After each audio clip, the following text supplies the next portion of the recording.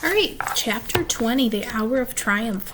In the last chapter, if you'll remember, in the egg sack that we found out that Charlotte had created her magnum opus, she called it, her greatest work, and it was an egg sack.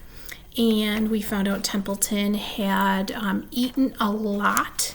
And we also found out that Uncle won a prize, but that the family found out that they were to go to the judge's stand to maybe get an award for Wilbur. We haven't found that out yet. So here's the Hour of Triumph. Special announcement, said the loudspeaker in a pompous voice. The management of the fair takes great pleasure in presenting Mr. Homer L. Zuckerman and his famous pig.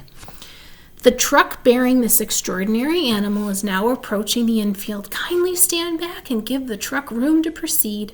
In a few moments, the pig will be unloaded and in the special judging ring in front of the grandstand, where a special award will be made. Will the crowd please make way and let the truck pass? Thank you. Wilbur trembled when he heard this speech. He felt happy but dizzy. The truck crept along slowly in low speed. Crowds of people surrounded it, and Mr. Arble had to drive very carefully in order not to run over anybody. At last he managed to reach the judge's stand. Avery jumped out and lowered the tailgate. I'm scared to death, whispered Mrs. Zuckerman. Hundreds of people are looking at us. Cheer up, replied Mrs. Arble. This is fun. Unload your pig, please, said the loudspeaker. All together now, boys, said Mr. Zuckerman. Several men stepped forward from the crowd to help lift the crate. Avery was the busiest helper of all. Tuck your shirt in, Avery, cried Mrs. Zuckerman, and tighten your belt. Your pants are coming down. Can't you see I'm busy, replied Avery in disgust. Look, cried Fern, pointing. There's Henry. Don't shout, Fern, said her mother, and don't point. Can I please have some money? Asked Fern. Henry invited me to go on the Ferris wheel again, only I don't think he has any money left. He ran out of money. Mrs. Arble opened her handbag. Here, she said, here is 40 cents. Now don't get lost and be back at our regular meeting place by the pig pen very soon. Fern raced off, ducking and dodging through the crowd in search of Henry. The Zuckerman pig is now being taken from his crate, boomed the voice on the loudspeaker. Stand by for an announcement. Templeton crouched under the straw at the bottom of the crate. What a lot of nonsense, muttered the rat. What a lot of fuss for about nothing. Over in the pig pen, silent and alone, Charlotte rested. Her two front legs embraced the egg sack. Charlotte could hear everything that was said on the loudspeaker. The words gave her courage. This was her hour of triumph. As Wilbur came out of the crate, the crowd clapped and cheered. Mr. Zuckerman took off his cap and bowed. Lurvy pulled his big handkerchief from his pocket and wiped the sweat from the back of his neck. Avery knelt in the dirt by Wilbur's side, busily stroking him and showing off.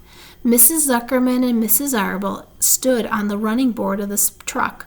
Ladies and gentlemen, said the loudspeaker, we now present Mr. Homer L. Zuckerman's distinguished pig. The fame of this unique animal has spread to the far corners of the earth, attracting many valuable tourists to our great state. Many of you will recall that never-to-be-forgotten day last summer when the writing appeared mysteriously on the spider's web in Mr. Zuckerman's barn, calling the attention of all sundry to the fact that this pig was completely out of the ordinary. This miracle has never been fully explained, although learned men have visited the Zuckerman pig to study and observe the phenomenon. In the last analysis, we simply know that we are dealing with supernatural forces here, and we should all feel proud and grateful. In the words of the spider's web, ladies and gentlemen, this is some pig.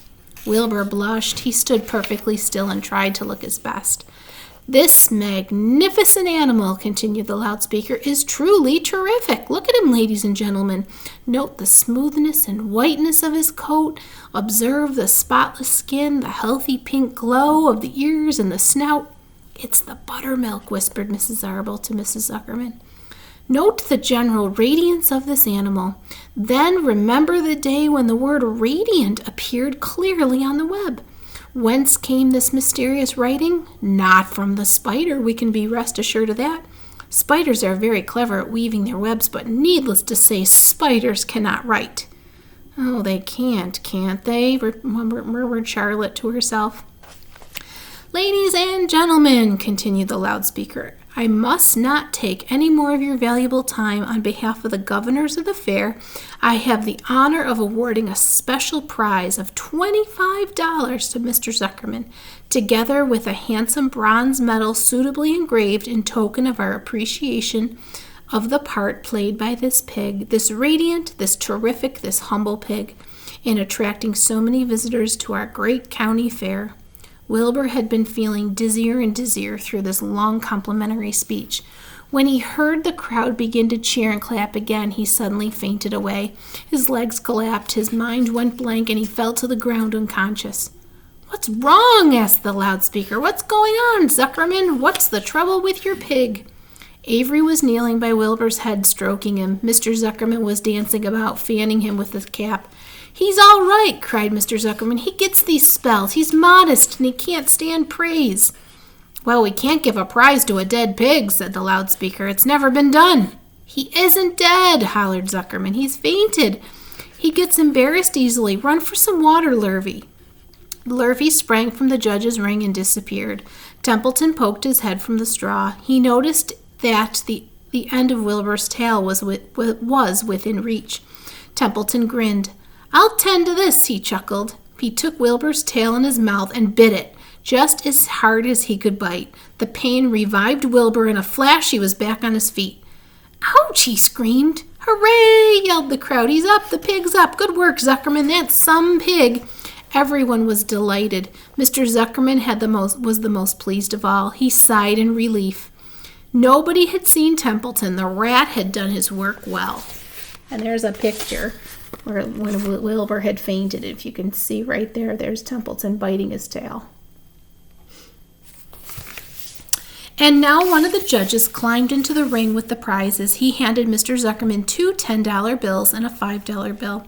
Then he tied the medal around Wilbur's neck. Then he shook hands with Mr. Zuckerman while Wilbur blushed. Avery put out his hand, and the judge shook hands with him too. The crowd cheered. The photographer took Wilbur's picture. A great feeling of happiness swept over the Zuckermans and the Arbles. This was the greatest moment in Mr. Zuckerman's life. It was deeply satisfying to win a prize in front of a lot of people. As Wilbur was being shoved back into the crate, Lurvy came charging through the crowd carrying a pail of water. His eyes had a wild look. Without hesitating a second, he dashed the water at Wilbur. In his excitement, he missed his aim, and the water splashed all over Mr. Zuckerman and Avery. They got soaking wet. For goodness sake, bellowed Mr. Zuckerman, who was really drenched. What ails you, Lurvy? Can't you see the pig's all right? You asked for water, said Lurvy meekly. I didn't ask for a shower bath, said Mr. Zuckerman. The crowd roared with laughter. Finally, Mr. Zuckerman had to laugh himself too, and of course Avery was tickled to find himself so wet, and he immediately started to act like a clown. He pretended he was taking a shower bath. He made faces and danced around and rubbed imaginary soap under his armpits. Then he dried himself with an imaginary towel. Avery, stop it, cried his mother, showing off. Stop showing off. But the crowd loved it. Avery heard nothing but the applause. He liked being a clown in a ring, and everybody watching in front of the grandstand. When he discovered that there was still a little water left in the bottom of the pail, he raised the pail high in the air and dumped the water on himself and made faces. The children in the grandstand screamed with appreciation. At last things calmed down. Wilbur was loaded into the truck. Avery was led from the ring by his mother and placed on the seat of the truck to dry off. The truck, driven by Mr. Arble, crawled slowly back to the pig pen. Avery's wet trousers made a big wet spot on the seat. And there was a picture from the previous page of Wilbur getting his medal and Mr. Zuckerman getting his prize money for Wilbur. And that was the end of chapter 20. Let's see. Chapter 21 is called Last Day.